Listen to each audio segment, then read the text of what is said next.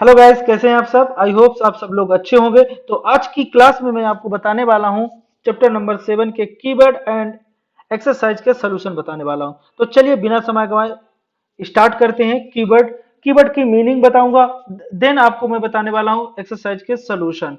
जी हाँ दोस्तों, जैसा कि फर्स्ट पार्ट में मैंने टेक्स्ट बुक एक्सप्लेनेशन कर दिया था, बढ़िया एक स्टोरी के फॉर्म में आपको बताया था। तो जैसा कि आप समझ चुके थे कि बायोडाइवर्सिटी क्या होता है, बस बायोस्फीयर रिजर्व क्या होता है, डिफॉरेस्टेशन क्या होता है, उनके थोड़ा सा आपको जैसे एग्जाम पॉइंट ऑफ व्यू से मैं आज की क्लास में बताने वाला हूं। ठीक है, तो चलिए स्टार्ट करते हैं कि बायोडाइवर्सिटी क्या होती है। तो बायोडाइवर्सिटी क्या होती है दोस्तों, जैसे एक देखिए, आपको केवल कंसेप्ट सीखना है। ठीक है, इसके जो आंसर क्वेश्चन है एग्जाम के लिखने के लिए मैं यहाँ पे डिस्क्रिप्शन में देखेंगे तो आपका पीडीएफ में मैंने दे चुका हूं। तो आप जाके वहां से डाउनलोड कर लीजिए और एक बढ़िया सा अपना नोट्स और एक्सरसाइज के आंसर क्वेश्चन का एक बढ़िया आप नोट्स बना सकते हो। लेकिन पहले आप एक बार समझ लीजिए, जब आपका पूरा ये वीडियो हो जाएगा एंड, तब आप उसको जाके डाउनलोड करके आप अपना नोट्स बना सकते हो। तो चलिए स्टार्ट करते हैं। बायोडाइवर्सिटी क्या होती है, तो it refer to variety of organism existing on the earth. मतलब जितने variety number of organisms, animal, plants जो अर्थ में हैं, उन उनका एक क्या होता है, उससे रिलेट करती है। तो inter relationship, there relation between environment से क्या रिलेशन है उनका। It include variety plant, animal, micro organism. इसमें वैरायटी प्लांट और एनिमल्स और माइक्रो ऑर्गेनिज्म भी इंक्लूडेड हैं। बायोस्फीयर रिजर्व का मतलब क्या हो दोस्तों, तो लार्जर प्रोटेक्टेड एरिया, एक मतलब बहुत बड़ा प्रोटेक्टेड एरिया होता है जहां पे इन जानवर इनको क्या करना जाता, इनको एक प्रोटेक्ट किया जाता है जिससे कोई उनको हानि न पहुंचा सके। ठीक है, तो यहां से आपको ये चीज समझ में आ चुका होगा। और भी मैं थोड़ा सा इसको और अच्छे से बताना चाहूंगा कि और क्या होता है। तो एक जो इनके बायोडाइवर्सिटी और culture of of that area is called biosphere reserve. मतलब कि जो भी यहाँ बायोडाइवर्सिटी में प्लांट एनिमल्स होते हैं, एक प्रोटेक्टेड एरिया हो जहां उनको कोई नुकसान ना पहुंचाया जाए, वो अपने कल्चर से जीते हैं, उसको बोलते हैं बायोस्फीयर रिजर्व। अब रिजर्व का मतलब समझ में आ चुका होगा आपको कि ऐसा प्लेस जहां पे उनका पूरी तरह से प्रोटेक्ट किया जा सकता है। नेक्स्ट क्या है, डिफॉरेस्टेशन। जी हाँ दोस्तों, आप सोच रहे हो कि डिफॉरेस्टेशन का मतलब क्या होता है। डिफॉरेस्टेशन का मतलब होता है दोस्तों कि प्रोसेस द रिमूविंग। दोस्तों समझ में आ रहा है कि नहीं आपको? अगर समझ में आ रहा है तो वीडियो को लाइक करना मत भूलना, क्योंकि दोस्तों बहुत मेहनत लगती है इन सारी चीजों करने के लिए। आपको एकदम इजी तरीके से समझाने के लिए मैं सब कलेक्शन करके आपको बनाता हूं। तो वीडियो को लाइक करने से हमारा एक मोटिवेशन बनता है कि अच्छा और मैं आगे और अच्छा करने की कोशिश करूंगा। ठीक है, तो collection of trees from in the land and thereafter converting land in the non forest use is called the deforestation। मतलब कि वहां से फॉरेस्ट को रिमूव करना ही कहलाता है डिफॉरेस्टेशन, जो कि नहीं करना चाहिए। डिजर्टिफिकेशन का मतलब दोस्तों होता है कि desertification is the degradation process by in the fertile land change itself into in the desert. मतलब कि losing its flora fauna, this can be caused by drought. मतलब कि ड्रॉट के कारण वहां पे फर्टिलिटी, फ्लोरा फूना जो होता है प्लांट और एनिमल का, वो वहां से खत्म हो जाए, तो उसको बोलते हैं डिजर्टिफिकेशन। इकोसिस्टम क्या होता है, इकोसिस्टम होता है दोस्तों कि इंटर रिलेशन। क्या होता है, inter relation, inter relation between biotic और अबायोटिक कंपोनेंट। बायोटिक कंपोनेंट और अबायोटिक कंपोनेंट के बीच में जो रिलेशन होता है उसी को बोला जाता है इकोसिस्टम। ठीक है, इंडेंजर स्पीसीज क्या कहलाते हैं दोस्तों, ऐसे स्पीसीज जो फेसिंग ऑन द रिस्क। मतलब ऐसे स्पीसीज, ऐसे जानवरों, ऐसे एनिमल जिनका फेस करना बहुत रिक्सी होता है, मतलब खतरनाक होता है, उनको क्या बोलते हैं, इंडेंजर स्पीसीज। फिर क्या होता है, एंडेमिक स्पीसीज क्या होता है। Endemic species are plant and animal species that are found in particular geographically region and then now ever else in the world। Endemic species मतलब एक पार्टिकुलर एरिया में जो पाए जाते हैं उनको बोलते हैं एंडेमिक स्पीसीज।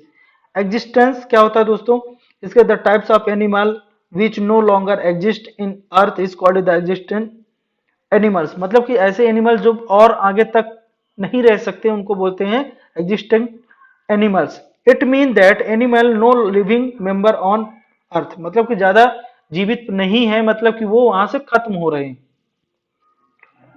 फुना क्या होता है कि live naturally particular area is called the फुना दैट एरिया, मतलब एनिमल जहां पे रहते हैं पार्टिकुलर एरिया में नेचुरली, उसको बोला जाता है फुना बोला जाता है। फिर फ्लोरा क्या कहता है, फ्लोरा प्लांट से रिलेटिव होता है दोस्तों, और फुना किससे रिलेटिव होता है, एनिमल से रिलेटिव होता है। Naturally particular area that flora that area.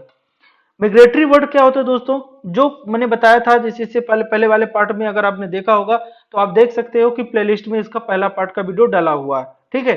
तो वहां से भी अगर आपने देखा नहीं है तो टेक्स्ट बुक देख सकते हो, और वहां से बहुत आपको नॉलेज मिलने वाला है। तो उसको भी पहले अगर देखा नहीं तो पहले उसको देख लीजिए, फिर उसको देखेंगे तो और ज्यादा आपको समझ में आएगा इन कीवर्ड का meaning. Migratory bird animal travel from their own habitat and different habitat due to several region in the certain period of year। मतलब एक कम साल में एक ऐसा पीरियड होता है जो अपने कल्चर के कारण वो दूसरे जगह पे चल के आते हैं। And this phenomena is called the migration and this species is the migrate is called the migrator। मतलब इस तरह के जो स्पीसीज होते हैं उनको क्या कहा जाता है कि जो मिग्रेशन, और जो स्पीसीज ऐसे होते हैं उनको मिग्रेटर कहते हैं। ये पार्टिकुलर सीजन में आते हैं, ठीक है। नेशनल पार्क क्या होता है, national park is the relatively large area होता है, the scenic beauty protected and the maintain by the government preserve flora and फुना। मतलब यहाँ पे गवर्नमेंट के थ्रू यहाँ पे क्या किया जाता है, प्रोटेक्ट किया जाता है एनिमल और प्लांट का। तो आप तो बहुत सारे नेशनल पार्क हो, जैसे कान्हा-किसली नेशनल पार्क हो गया, और पचमढ़ी नेशनल पार्क हो गया, सतपुड़ा नेशनल पार्क हो गया, तो इनको तो आप जानते हो। और एक मतलब यहाँ पे लैंडस्केप हिस्टोरिकल ऑब्जेक्ट मतलब एरिया रहता है, place in scientific interested national park provided in the human recreation and the enjoyment के लिए बनाया जाता है। इस पे जो गवर्नमेंट या सोसाइटी एजेंसी जो होती हैं ये उनका प्रोटेक्ट करती है। दोस्तों रेड डाटा बुक क्या होता है, बहुत इंपॉर्टेंट क्वेश्चन है, रेड डेटा बुक क्या होता है। तो रेड डेटा बुक क्या होता है दोस्तों, वो होता है जो source of books use keep in the record of endangered species in the plant or animals and other species existing within the territories of the data and country is called the red data book। मतलब इसका मतलब ये होता है दोस्तों, जो books ऐसी books जो एनिमल्स और जो लिविंग ऑर्गेनिजम्स होते हैं बायोडाइवर्सिटी उनका रिकॉर्ड रखती है।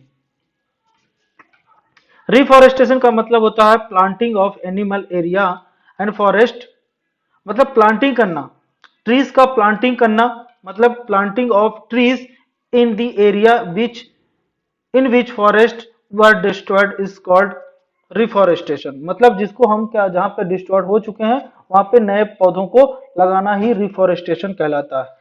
सेंचुरी क्या होता है दोस्तों, world life sanctuary is an area where animal habitat and their surrounding are protected from any short disturbance, मतलब किसी डिस्टरबेंस के, जहां पे अपने आदतों से आदत के अनुसार, मतलब हैबिटेट मतलब होता है आदत के अनुसार वहां पे जो एनिमल्स हैं वो रह सकते हैं। They aim at provide comfortable living in the animal, मतलब वहां पे जो एनिमल रहते हैं वो कंफर्टेबल फील करें। तो दोस्तों यहाँ से कीवर्ड हो जाता है आपका समाप्त। और अब जो मैं बताने जा रहा हूँ दोस्तों ये एक्सरसाइज है। तो एक्सरसाइज में जैसे आप देख सकते हो लिखा हुआ है यहाँ पे, मैं समझा रहा हूँ एक एक करके। A place where animal are protected in their natural habitat is called wild life sanctuary. ऐसा एरिया जहां पर नेचुरल हैबिटेट के कारण जो एनिमल्स होते हैं प्रोटेक्टेड होते हैं उनको क्या कहते हैं, वर्ल्ड लाइफ सेंचुरी कहते हैं। Species found only in the particular area, ऐसे स्पीसीज जो पार्टिकुलर एरिया में पाए जाते हैं उनको क्या बोलते हैं, इंडीमिक स्पीसीज कहते हैं, ठीक है। Migrative bird flying to for away place because in the climate change के कारण जो मिग्रेटिव बर्ड होते हैं वो एक पर्टिकुलर एरिया से दूसरे पर्टिकुलर एरिया पे जाते हैं। अब दोस्तों दूसरा क्वेश्चन बहुत अच्छा क्वेश्चन है कि आपको यहां से समझ में आएगा कि differentiate between following world life century and biosphere reserve क्या होता है, जू एंड वर्ल्ड लाइफ सेंचुरी क्या होता है, इंडेंजर्ड एंड एग्जिस्टेंस स्पीसीज क्या होते हैं, फ्लोरा एंड फौना क्या होता है। तो देखो वर्ल्ड लाइफ सेंचुरी क्या होता है दोस्तों, an area protected for animal where animal can live there in the natural habitat is world life sanctuary. जहां पे एनिमल्स अपने नेचुरल हैबिटेट से जी सकते हैं उसको क्या कहते हैं, वर्ल्ड लाइफ सेंचुरी। जैसे कि ना उनको कोई ऐसा sanctuaries, hunting, poaching, grazing, feeling trees etcetera restricted prohibited. वहां पे ये सब करना प्रोहिबिटेड रहता, प्रतिबंधित रहता। There are about in the 440 world life sanctuary in India, मतलब 440 वर्ल्ड लाइफ सेंचुरीज इंडिया में पाई जाती हैं। बायोस्फीयर रिजर्व क्या होता है कि area which in the conserve protected biodiversity, जहां पे बायोडाइवर्सिटी को क्या किया जाए, प्रोटेक्ट किया जाए। And culture that area is known as biodiversity, biosphere reserve बोलते हैं इसको, ठीक है। A biosphere reserve in the consisted many protected area like sanctuaries, national park, lake, mountain, etc. There are 15 biosphere reserve in India. मतलब कि biosphere reserve जो है वो बहुत कम है as compare to wild life sanctuary से। वाइल्ड लाइफ सेंचुरी हमारे 440 वाइल्ड लाइफ सेंचुरी है। जू क्या होता है और वाइल्ड लाइफ सेंचुरी क्या होता है दोस्तों? जू मतलब चिड़ियाघर, जहां पे किसी को हम बंदी बनाकर रखते हैं, एक मतलब छोटे से एरिया में, ठीक है, मतलब एक आर्टिफिशियल बनाया जाता है उनकी आदत, ठीक है। इसमें क्वेश्चन में it is the place where animals live in artificial habitat, मतलब ह्यूमन के अकॉर्डिंग वो जीते हैं। लेकिन बर्ड लाइफ में क्या होता है, नेचुरली हैबिटेट, मतलब अपने अकॉर्डिंग वो जीते हैं। Animal are protected from public view and they are split in small area, मतलब वो एक स्मॉल एरिया में रहते हैं और पब्लिक के प्रोटेक्टेड के लिए एक स्मॉल, पब्लिक के देखने के लिए बनाया जाता है जो कि एक स्मॉल एरिया में रहता है। लेकिन ये क्या रहता है, animal are protected and conserve in the very large area में किया जाता है।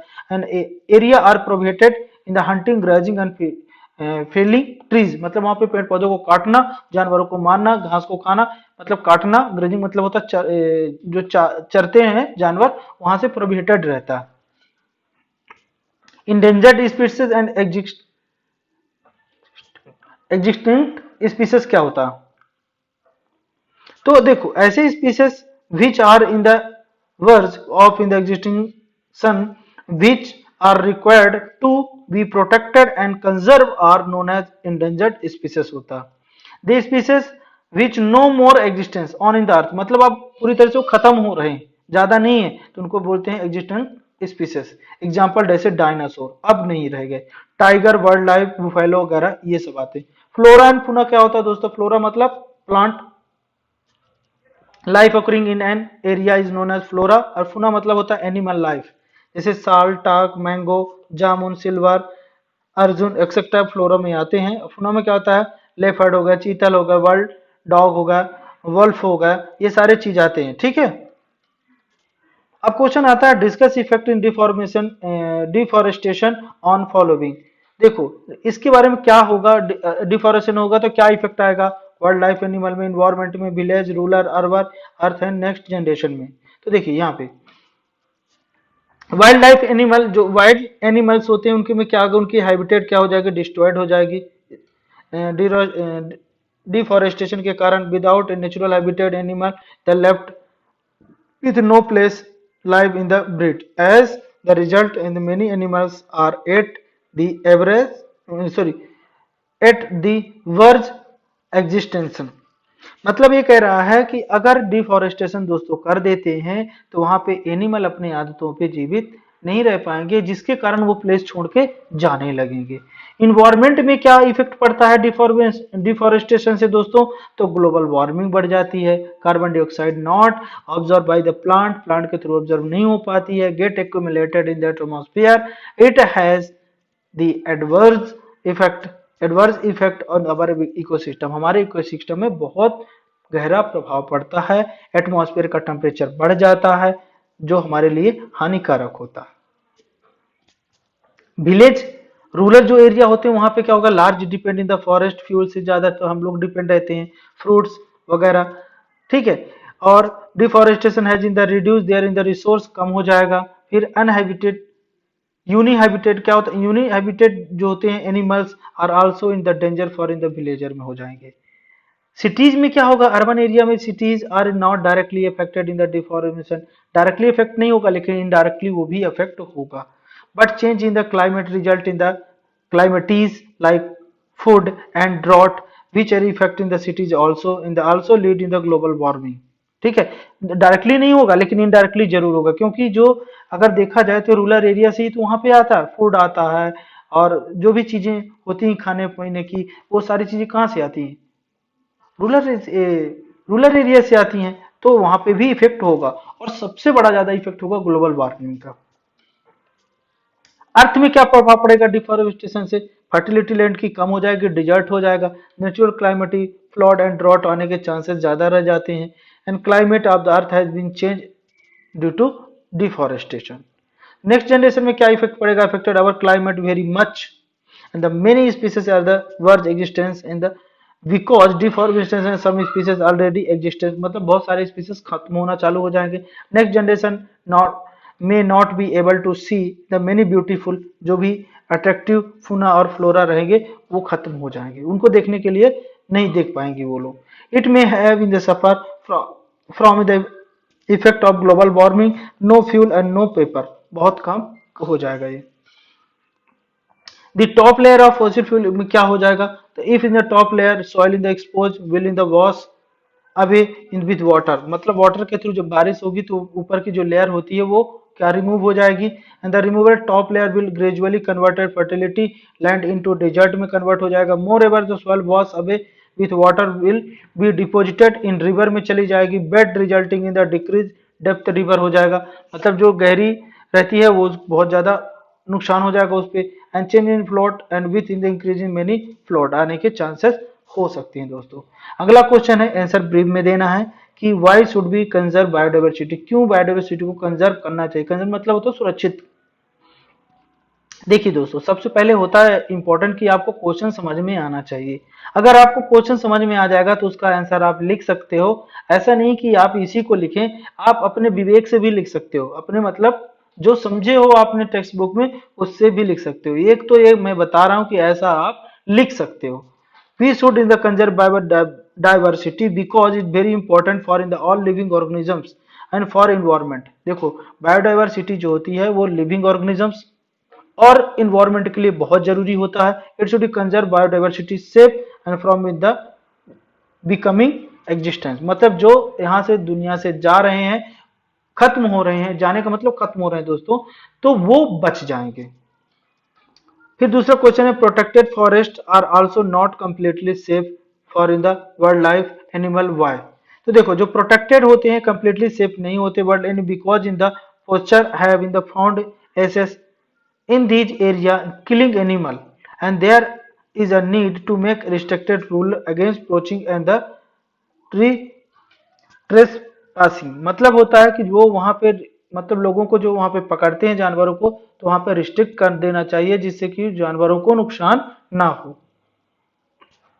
सम tribal depend on the jungle how, कहता है कि some tribal are in the still dependent on in the jungle for their food, fuel, wood and shelter.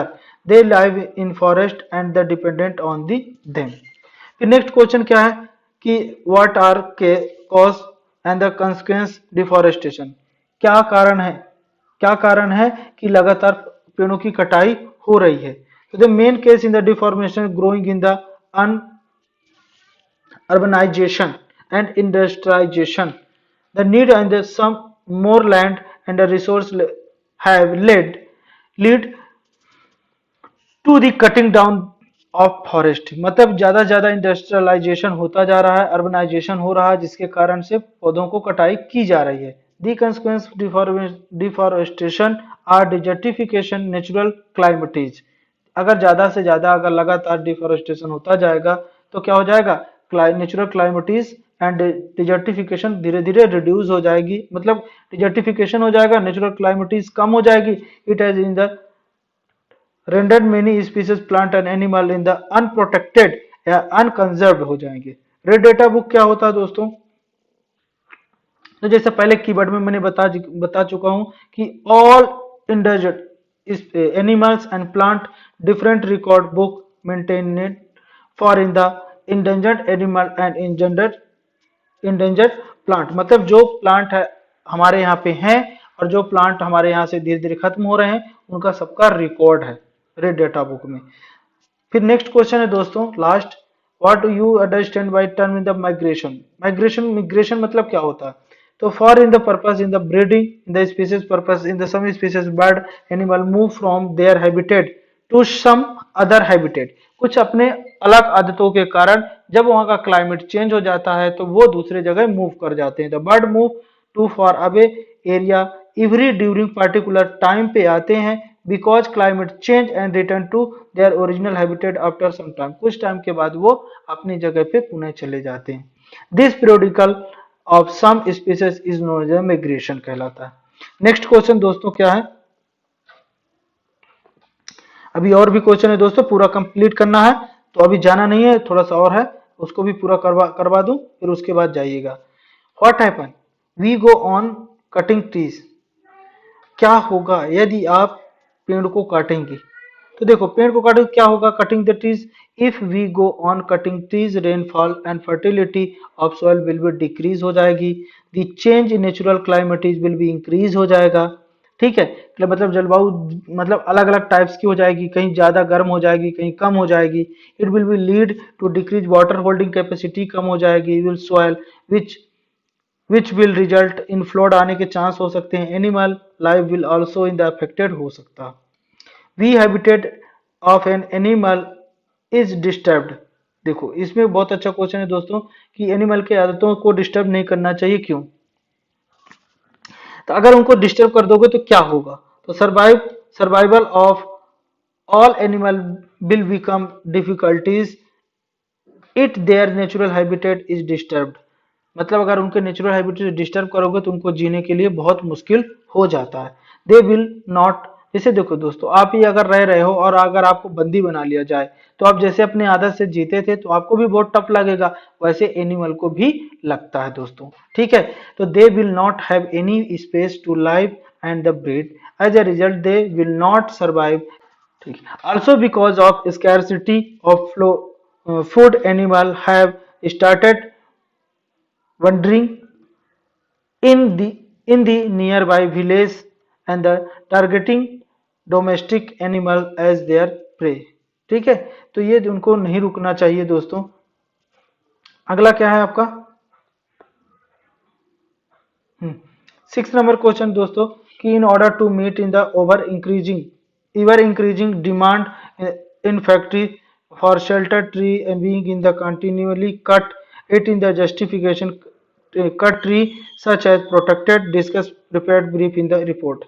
देखिए इसमें क्या कह रहा है कि फैक्ट्री के डिमांड के कारण ज्यादा से ज्यादा पेड़ों को काटा जा रहा है, तो इस पे आपको जस्टिफिकेशन देना कि पेड़ों को कैसे रोका जाए, काटने से रोका कैसे जाए। तो दोस्तों इसके लिए थोड़ा सा आपको ऐसा बताना पड़ेगा रिपोर्ट कि the ever increasing demand in the factory for shelter trees and being in the continuously cut if we have to retain our green wealth for generation। ठीक है, अगर ग्रीन वेल्थ जनरेशन को अब मेंटेन करना है retain करना है तो प्लांटेशन ऑफ मोर ट्री, ज्यादा से ज्यादा पेड़ लगाना पड़ेगा, ओनली एक ही ऑप्शन है। ठीक है, cutting of trees can only in the justification when in the reforestation is done, मतलब कि जो पेड़ काटे जा चुके हैं तो उनको फिर से रिटेन करने के लिए हमको एक ही ऑप्शन है कि पेड़ों को लगाया जाए। Deforestation the restocking of destroyed forest by planting new trees, नया प्लांट वहां पे लगा दिया जाए। The trees planted should be of the same species that are generally found in the forest, we should plant as many trees as we cut। Deforestation can take place naturally also, मतलब वहां पे क्या करना चाहिए, reforestation करना चाहिए ऐसे जगहों पे कि जो नेचुरली हो जाए। If the land is the left undisturbed, वहां पे क्या हो जाती है जो लैंड डिस्टर्ब्ड हो रही थी तो वहां से क्या हो जाएगी, सेफ हो जाएगी वो। दी forest will in the establish itself over a period of time, वहां पे कुछ समय बाद वहां ऑटोमेटिक फॉरेस्ट जनरेट हो जाता है अगर हम कटिंग करना बंद दे वहां पे प्लांट लगाना स्टार्ट रखें तो। We have damaged our forest to such in the existence tent that is difficult to retain in the green wealth for our future generation के लिए green wealth अगर ऐसा करते हैं तो रिटेन बहुत मुश्किल से होगा। कैसे दोस्तों, अगर मान लीजिए पेड़ों को हम काटते रहेंगे तो जो ग्रीन हमारा फॉरेस्ट था वो फ्यूचर जनरेशन में खत्म हो जाएगा, तो हमको क्या करना चाहिए, प्लांटिंग करते रहना चाहिए। It is very important to plant more trees and to find out a way of recycling and restoring of natural wealth। अगर हम ऐसा करते हैं तो हम फिर से अपने उसी नेचुरल ग्रीन जो हमारा इन्वायरमेंट था उसको फिर से हम रिटेन कर सकते हैं। अगला क्वेश्चन दोस्तों है कि how can you contribute to maintenance of green wealth of our locality, make a list action to be taken by you. आप अपने चारों तरफ ग्रीन वेल्थ को कैसे मेंटेन करेंगे इसकी एक लिस्ट बनाना। तो सबसे बड़ी चीज क्या है कि रिस्पॉन्सिबिलिटी ऑफ एवरी रेसिडेंट, जितने भी लोग वहां आसपास रहते हैं वहां पे सबकी ये रिस्पॉन्सिबिलिटी होती है कि we should grow more and more plant in our locality, अपने आसपास ज्यादा से ज्यादा पेड़ों को लगाएं। The resident should work together to conserve green belt of locality and also they should taught, मतलब लोगों से बात करें कि ज्यादा से ज्यादा क्या करें, डिफॉरेस्टेशन बताएं लोगों को कि अगर लगातार आप consequence of deforestation and global warming, बताएं लोगों को कि अगर ऐसा होता है तो ग्लोबल वार्मिंग बढ़ जाएगी, खराब हो जाएगी, क्लाइमेट खराब हो जाएगा, इकोसिस्टम बिगड़ जाएगा, इससे ज्यादा से ज्यादा पेड़ों को लगाना चाहिए। I plant trees is my localities. I also teach the small children and encourage to slogan and one tree every year. एक आदमी अगर एक साल में एक पेड़ लगाता है तो क्या हो जाएगा, चारों तरफ ग्रीन वेल्थ ही हो जाएगा। So that every resident plant at least one tree in year and they take care of it, और उसको एक पेड़ को लगा के उसको टेक केयर करना है, तो इससे हमारे चारों तरफ अच्छे से ग्रीन वेल्थ हो जाएगा। अब नेक्स्ट क्वेश्चन दोस्तों बहुत अच्छा क्वेश्चन है, explain how deforestation lead to reduce rainfall. अगर डिफॉरेस्टेशन होता है तो रेनफॉल रिड्यूस कैसे हो जाता है, एक्सप्लेन करना। तो प्लांट नीड कार्बन डाइऑक्साइड, आप अच्छे जानते हो फोटोसिंथेसिस के लिए रिक्वायरमेंट होती है। Favour tree should mean that less carbon dioxide will be should up resulting in it increase amount in the atmosphere, मतलब कि अगर देखोगे कि पेड़ पौधे कार्बन डाइऑक्साइड को फोटोसिंथेसिस में यूज करते हैं, अब पेड़ ही नहीं रहेगा तो कार्बन डाइऑक्साइड को कौन यूज करेगा, तो कार्बन डाइऑक्साइड एटमॉस्फेयर में दोस्तों बढ़ जाती है जिसके कारण ग्लोबल वार्मिंग हो जाता है और ज्यादा हीट वहां से एटमॉस्फेयर पे हो जाती है। जब सन से वहां से रे आती हैं तो क्या हो, हीटेड रे reflected on earth, they in the increase temperature on the earth and disturb water cycle and many reduce rainfall, water cycle को डिस्टर्ब कर देती हैं और जिसके कारण रेनफॉल रिड्यूस हो जाता है। 10 नंबर दोस्तों देख पा रहे हो कि why should paper be saved, paper को कैसे सेव करना चाहिए। जैसे कि वहां पे मैंने बताया था कि एक पेपर को कम से कम 5 से 7 बार हम फिर से यूज कर सकते हैं, क्योंकि पेपर जो होता है लकड़ियों से बनता है। तो पेपर को सेव करने के लिए क्या करना चाहिए, paper is use in our day to day life, ज्यादा से ज्यादा पेपर यूज हो रहा है। Thousand of trees are cut to fulfil in the demand of paper, मतलब पेपर को रिपेयर किया जाता है। If the trees being cut of paper they many be one day we will to left with no trees, so paper should be saved and should be use intelligently, मतलब कि हमको paper को save करना चाहिए और भी वे कुछ ऐसे तरीके हैं जिसको हम जिस तरीके के थ्रू पेपर को सेव कर सकते हैं। कैसे, रिसाइकल करके, not litter paper there in there, कहीं छोटे छोटे पेपरों को फेंकना नहीं चाहिए। Should be sent through in the proper channel, recycling करना चाहिए। ऐसे नहीं कि कहीं भी आप पेपर को बोल दो कि यहाँ पे रिसाइकल हो रहा है, ऐसे नहीं होता। Not tier the our old book and donate in the poor children, मतलब अपने जो बुक्स होते हैं उनको फेंकना नहीं चाहिए, फाड़ना नहीं चाहिए। अपने जो छोटे क्लास के बच्चे हैं अपने से, जो जैसे मान लीजिए मैंने 10th क्लास में पढ़ा, 8th क्लास में पढ़ रहा हूँ, तो जो मैं अगले साल 9th क्लास में चला जाऊंगा तो जो 7th वाले बच्चे आ रहे थे उनको देके जाना चाहिए। Can in the reuse those book, उस बुक का दोबारा यूज हो सकता है। We should encourage in the buying in the recycling paper in the product, मतलब उसको दूसरे को जो बाइक मतलब खरीदते हैं लोग बाग, बुक को उसको दे देना चाहिए, क्योंकि उससे क्या हो जाता है, रिसाइकल हो जाता है। We should avoid taking the proper bag from in the shop, instant should be carry in the jute bag का यूज करना चाहिए। तो यहाँ से दोस्तों आपका एक क्वेश्चन हो जाता है हिंट, और ये बुक जो एक्सरसाइज के से थे क्वेश्चन, सभी क्वेश्चन को मैंने करवा दिया है। आई होप दोस्तों आपको समझ में आया होगा। अगर दोस्तों समझ में आया है तो लाइक कमेंट और चैनल को सब्सक्राइब करना नहीं भूलना दोस्तों। बहुत जल्द मैं अगले चैप्टर के टेक्स्ट बुक के साथ आपके सामने मिलने वाला हूं। तब तक के लिए हर बार की तरह आप सभी को मेरा यहाँ तक वीडियो देखने के लिए थैंक यू, धन्यवाद।